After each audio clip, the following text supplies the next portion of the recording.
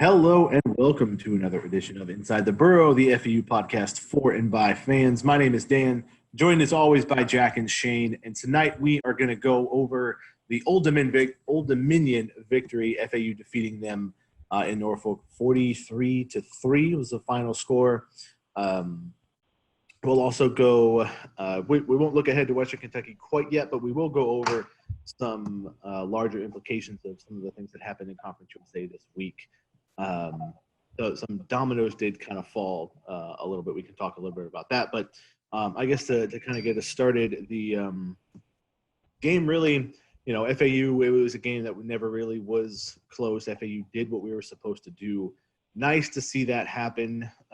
Didn't really struggle. Certainly there's things I know that Lane probably isn't very happy about, that wants to get cleaned up in practice this week. But, again, we did what we were supposed to. Nice to see the defense hold the team to only three points. I mean, again, we kind of talk about it a lot within college football. Keeping any team to a low scoring is pretty good. So, again, good effort by the defense. Offense was kind of clicking well, but I think the biggest thing to think about, and I'll close on this and let you guys go. Malcolm Davidson and Chris Robinson both out of the game really in the second half due to injuries. Was that FAU being cautious? Probably, but certainly something to watch as the rest of the week unfolds. Like I said, we'll talk about Western Kentucky later. But Shane, what was your what were your thoughts about the game, if you had any, or about injuries? Yeah, I thought it was the cleanest game we played all year. The defense obviously made numerous fixed plays. Lane said in his press conference this afternoon it's the best game that McCarthy's played all year. So we had a couple turnovers. I thought the play calling at times got a little cute. I know a lot of people don't like the flea flicker. We were kind of moving the ball at that time at will, and then we kind of went to a trick play. It was good to see Harrison Bryant getting a touchdown. Finally, that's obviously teams cover him in the end zone. Definite shout out to Willie Wright for getting a touchdown. I mean, that's probably the best touchdown of the game. Sometimes a score like that can it's like a Bloop single in a blowout baseball game. It doesn't matter, but just for mental, it probably felt good to turn that corner and use that speed for a player that we know has all the talent in the world to be good. Score like that. And, an interesting stat I looked up today, FAU leads the conference in tackles for loss.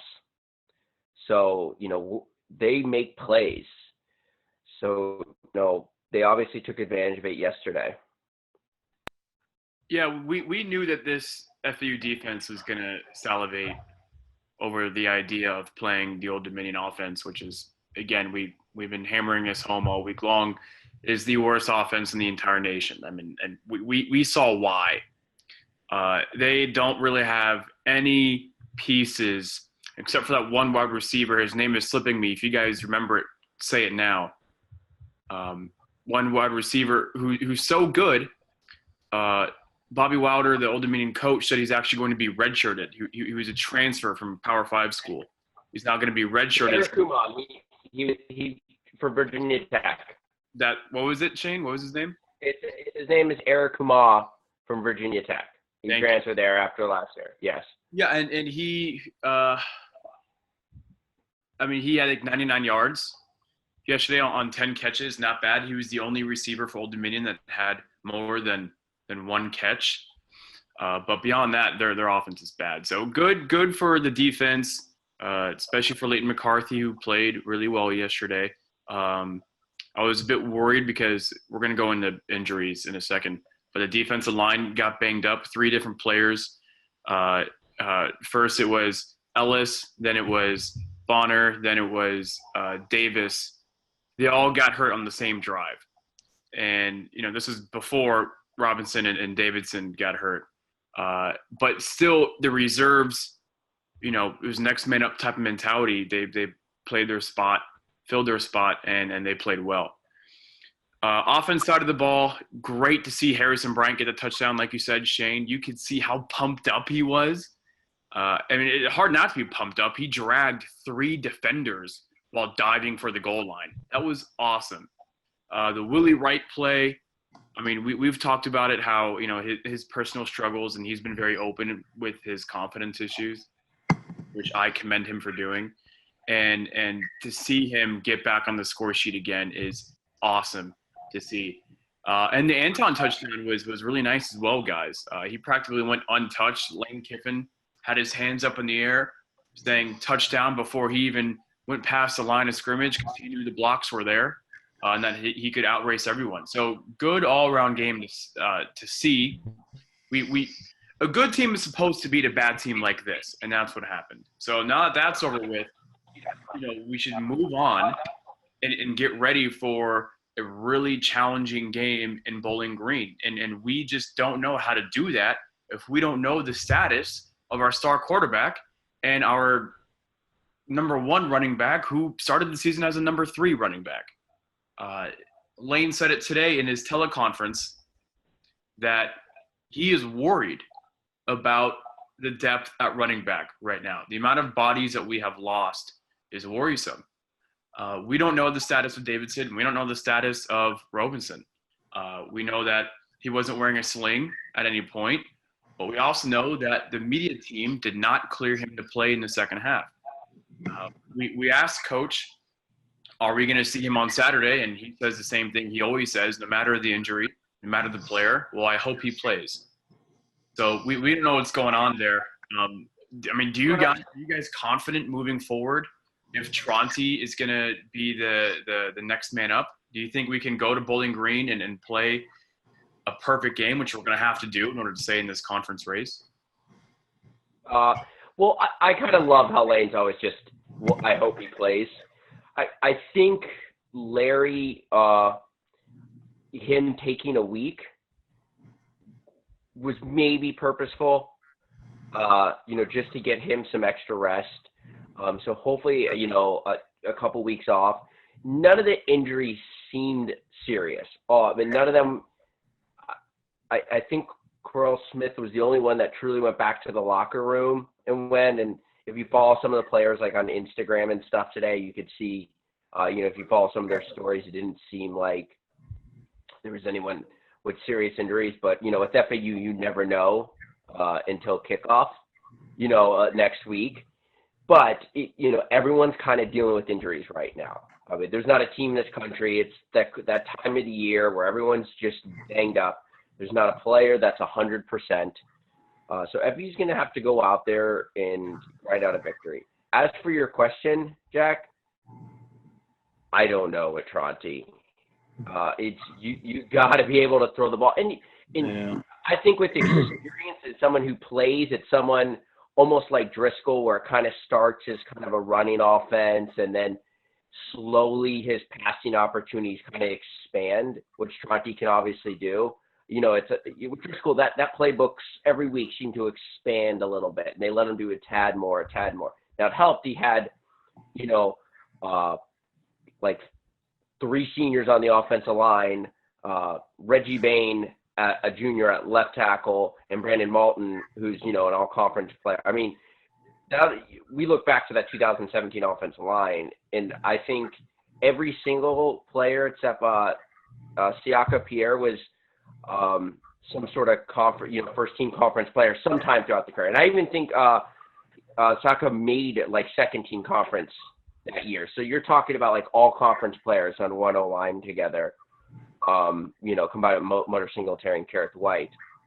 But, it's what we saw in the spring, and it's what we saw in the fall when we were doing this podcast, and we had Jake Ellman and people tweeting and that went to practice that said, Chris, it's a quarterback competition, but Chris clearly looks like the better quarterback.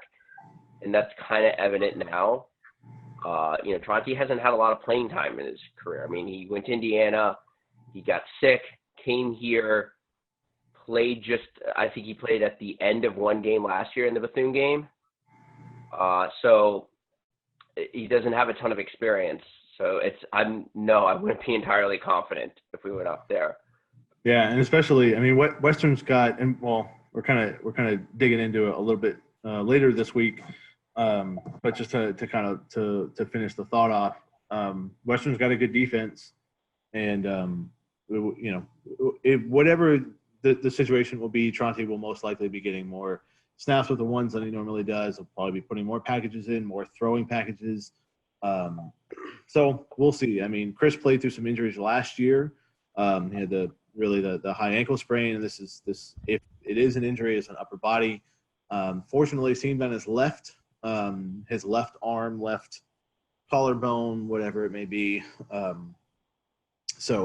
It could be anything. This isn't the NFL. One thing I noted is if he was out there and he was out there clapping his hands and moving around, where people were trying to make to be like, okay, he's fine, but he wasn't cleared medically. That could be because he could have been in concussion protocol. Yeah, so you don't know how he slammed his nose into the it looked like he was grabbing his face. Yeah, there was also like on his non-throwing hand there was tape. I mean, they could have taken a brush. It could be anything. It's FAU. We'll find out around like 4:05 on Saturday. Yeah, who the starting quarterback is. They'll soon as ESPN Plus, maybe 4:30 by the time ESPN Plus gets their signal together after the first drive, we'll find out who the starting quarterback is. We'll talk a bit more about that now, but in a little bit. But yeah, we'll see. I think regardless, and without getting too much into it, I think the defense is going to have to win the game for us against Western Kentucky. Regardless, I mean, we're not going to score 35 points for them. The run defense is too good. Their front's too good. Marshall didn't break 30 with them, and Marshall has a better offensive line than we do. So, hopefully we'll have a guest on to really dive into it. But this game is tough. It's supposed to be cooler up there. I saw the weather though, like kickoff 55, low 50s, sunny in Bowling Green. Hopefully it sticks that way because that's actually nice football playing weather. It's once you get down in the 30s, but 55 and sunny is actually quite nice. But FAU after West Kentucky lost yesterday on a miraculous field goal by Marshall after they fought back, we have to win out. The way it's all kind of looking out right now. But I think if we win out, it's one of those things where it's like something will fall our way. Marshall's schedule isn't crazy difficult. They do have to play Louisiana Tech at home. Yeah. And I know people are going to laugh, especially the way they played yesterday. They do have to play FIU. But FIU did beat them last time, 2 years ago in Huntington. Yep. So when FIU has a good quarterback,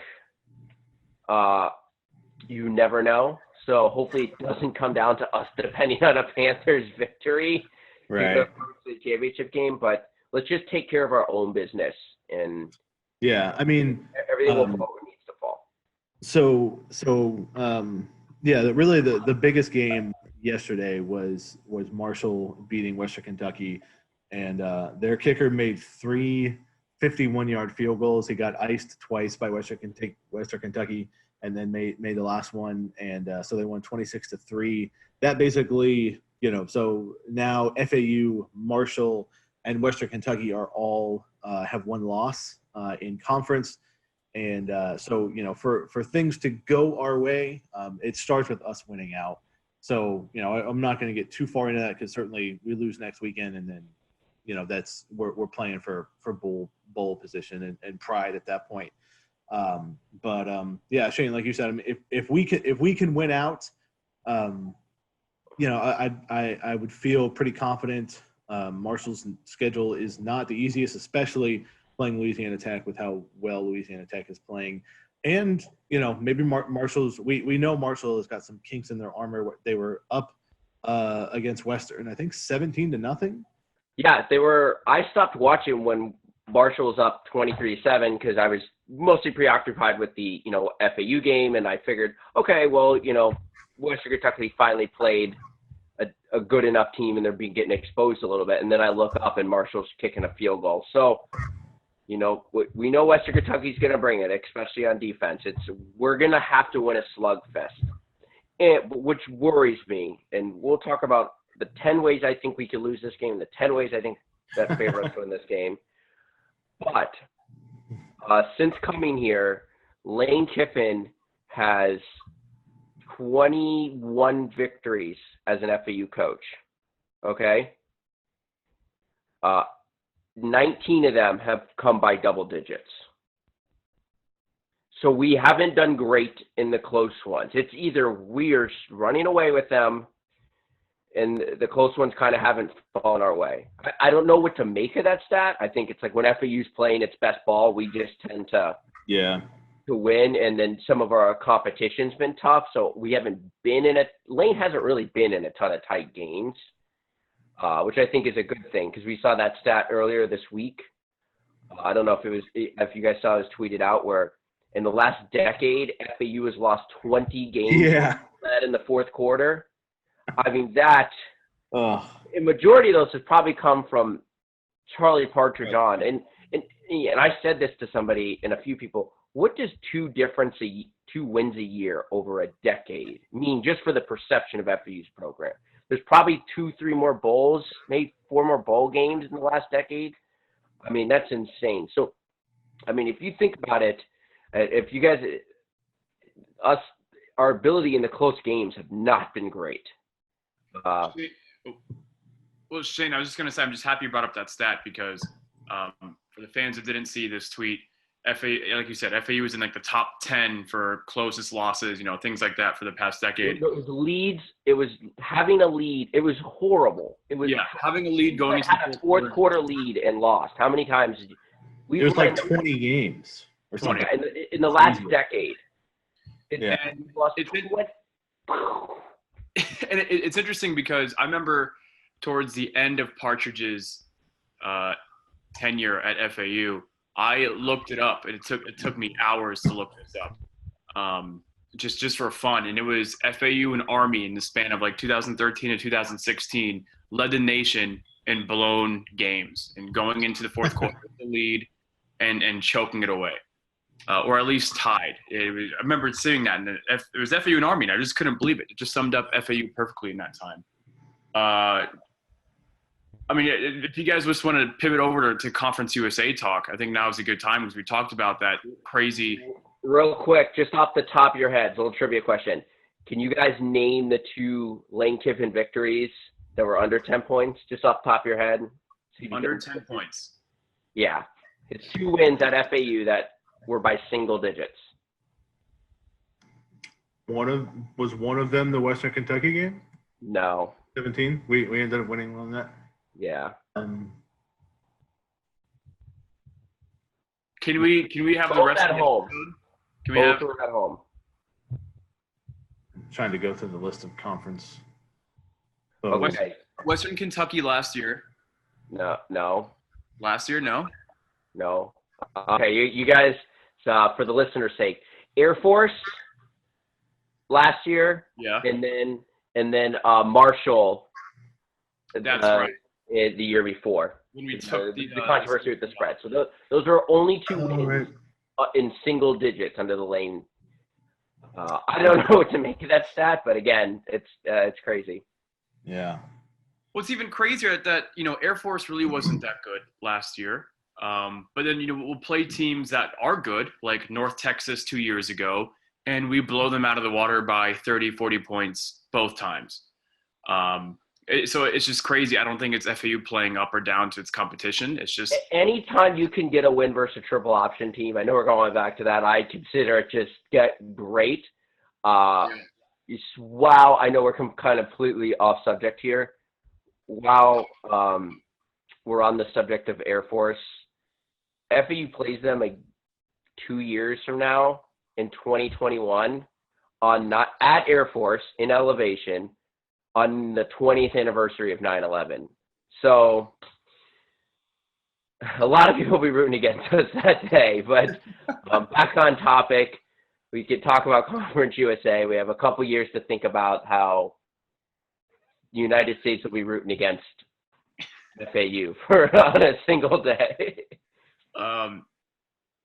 We're talking about how the U.S. will vote, so we might not be winning the hearts of America on that day, but let's just talk about how Middle Tennessee won the hearts of all of our nation last night with that curb stomping of FIU on national television.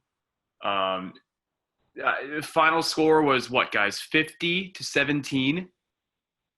Yeah, that is, it's nuts, and it's just right when we were all talking about that.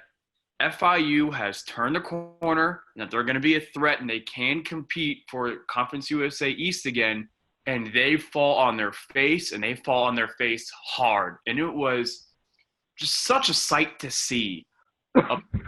Beautiful, beautiful sight to see. We dominated Old Dominion. 30 minutes later, FIU is getting wrecked into an oblivion on national TV. It was definitely a good day to be an Owl. Jack, just to play devil advocate, I know it's fun with FIU, and I've just been harping on I even thought last year they were kind of an overrated football team. If you go look at their wins over the last couple of years, I mean, Butch doesn't beat anyone with the resistance. No. Let's just say we were an average team last year. Middle Tennessee beat them the same way beat them last year. Yeah. Asher O'Hare threw for 25 yards. 25 yards, and they gave up nearly 500 yards rushing.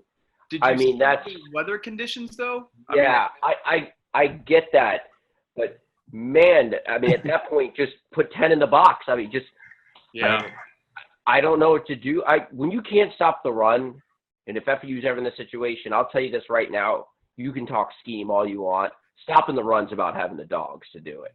Okay, you got to have mean people who tackle. Okay, you watch people, I'm just still like amazed when you watch. I know he had a rough game against Marshall, but when you watch Atias Leroy hit guys yesterday, I mean, he brings a different power. Rashad Smith had a couple tackles on zone reads where a guy tried to cut back, and dude, our linebacking play is top notch. So Glenn Spencer coaches that unit along with the defense as well. I mean, our linebacker play is just real good. They've developed Calfee Bryce. Jose Barnwell has turned into like a night playing on passing downs. Linebacker you, man. But there's also part of me, back to FIU, there's also part of me that feels like, God, I really just want the Shula Bowl to mean something. If we want this rivalry to grow and both these programs to kind of grow in the eyes of South Florida, every year it can't be one fan base just going, disaster year, kind of like almost like we were last year. It'd be, how nice would it be for that game once to truly just be for the East? Right. So, yes, it's nice and it's fun to kick them when they're down, but it's like now their fans don't care. They probably won't travel to that game. It's tough. I mean, I part of me wanted them to come. I wanted to be the one to ruin their season. Yeah. And I think the year we won the conference in 2017 would probably be the closest where we had a true Shula Bowl game that mattered. And then FIU did bring a good amount of fans there. I will say this about their fan culture is that it has improved by leaps and bounds. What they're doing over there, David Drucker, I talked to him a lot on Twitter.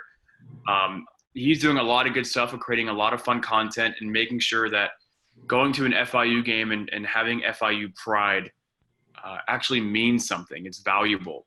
So we'll see how they do against Miami in a couple weeks because Miami, they look pretty bad. I do wish that, we had Western Kentucky last week instead of this week because remember how we were saying we're the team that's pissed off and we just want to play Western while we're mad. Well, now Western's going to be mad. And while you think 55 degrees is nice football weather, you got to remember that's the high. Kickoff is at 4, which means game is going to end at 6 or 7, and the low in Bowling Green is projected to be 29. All right. That's not football weather. That sucks, especially for a whole bunch of Floridians like ourselves. I'm nervous about that game, but we'll see. Then no matter what, Western Kentucky is going to need this win because their schedule is tough afterwards. So I just do want to say real quick, and I know we talked about the temperature and stuff, and at least I always think it matters when it's cold and rainy. Like it was a couple years ago, and it was like a kind of a cold game, and we managed to play well. When FAU plays its A ball, they don't beat us. Okay? End of story. FAU's A ball is better than pretty much every team in this conference, even Marshall. Right. Because we played a C game that day and we're plays away from, winning it. I mean, our A ball only might not be good enough to beat maybe Louisiana Tech this year, whose A ball is really good too. Yeah. So, if FAU goes up there and plays what it's capable of, we win this by 2 scores. Okay? So, let's just be realistic with that. I know there's a lot of outside talk with temperature and their season. They can't score. We should force turnovers and, make enough big plays to win. But again, we'll dive into that this week. Yeah, that'll be talked for a little bit later. So, yeah, I mean, again, Marshall and Western Kentucky were really the biggest games. Louisiana Tech easily won. They are really the shining star for Conference USA, undefeated now, 7-1 overall. UAB made it to bowl eligibility. They are 6-1, but that really was the of note, the FIU game and Marshall and Western Kentucky. So we're looking for a guest for Western Kentucky to kind of get a little bit more information on how their season's going and really how they've turned it around. They were kind of a mess the past couple of years where they hired their version of Charlie Partridge. And I just want to say ESPN Plus sucks, and all of that. Can we talk about that for a second? Let's do it. I just want to say, and we talked it up, but we're not the only conference to have this, and I did a little research today because I knew it'd come up. It was Old Dominion's job to produce it. So the school produces itself. Now, regarding the satellite signal itself, the equipment, I don't know. Does ESPN send the equipment down? All that type of stuff. Do they pay to help produce it? I don't know exactly how the contract works. The Big 12 has had issues with it too.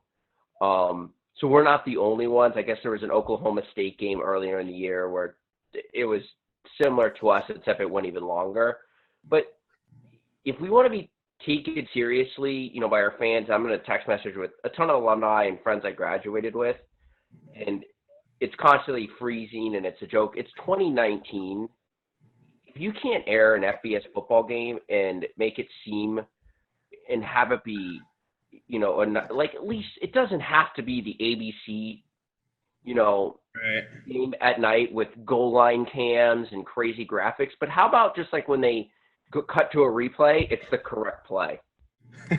Like, not like, oh, look at Chris throw here, and it's like a play from the first quarter, of us sacking the quarterback. Just how about that? How about just a signal? How about not just cutting random TV angles?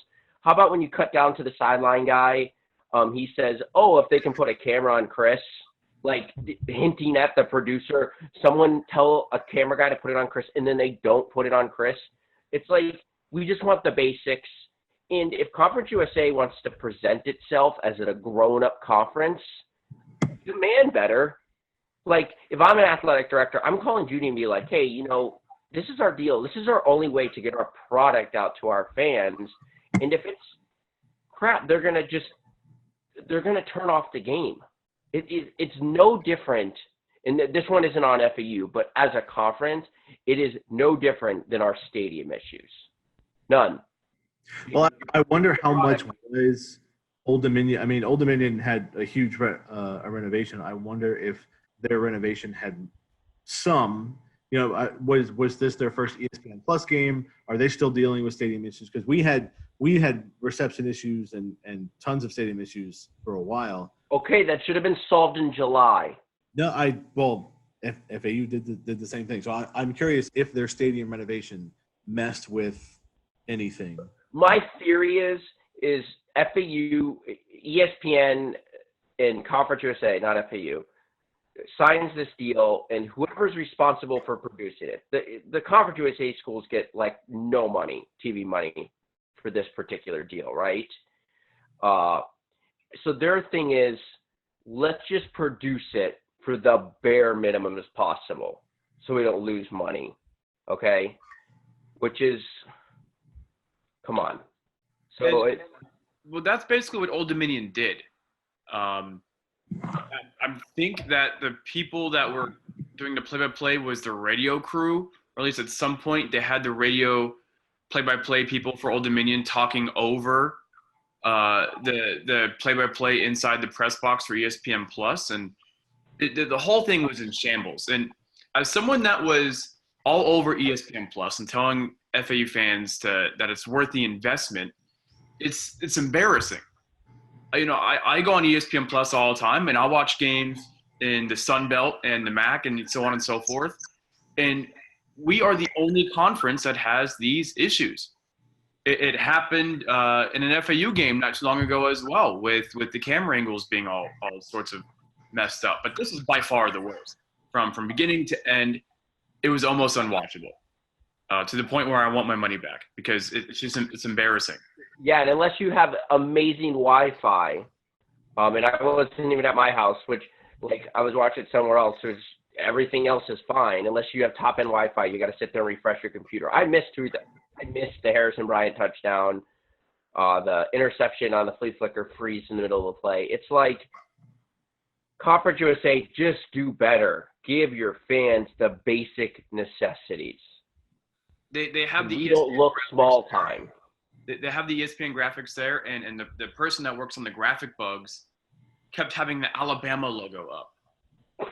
That's how bad this is. That they went so cheap that the person inside of the truck didn't even know, or what, isn't experienced enough to look through all the graphics to make sure that the correct teams are even playing in that stadium are the ones whose logos show up. That's how shambolic it was. So hopefully it gets better. ESPN Plus is going to be covering a lot of basketball games this year. We'll see how it goes. I feel like arenas are, on the basketball thing, arenas are a little easier to maintain, I think, than football stadiums. But hopefully those that are paying, what is it, $4.99, $5.99 a month, like we all are getting our money's worth eventually. So, like we said, we'll talk Western Kentucky a little bit more in depth. We kind of did some surface level here, but we'll dig a little bit deeper to them later on in the week. And but for now, FAU has one loss in conference, one win away from bowl eligibility. Things are still, no matter what, us having this conversation about potential Conference USA East title is something to look forward to, especially with a redshirt sophomore quarterback. But yeah, so we will dig into Western Kentucky a little bit later. Make sure you check us out at FAUOwlsNest.com, at Inside the Burrow on Twitter, iTunes, Apple Podcasts, Google, Spotify, anywhere there, YouTube. And we thank you all as always for joining with us, and we will see you guys next time. Go Owls.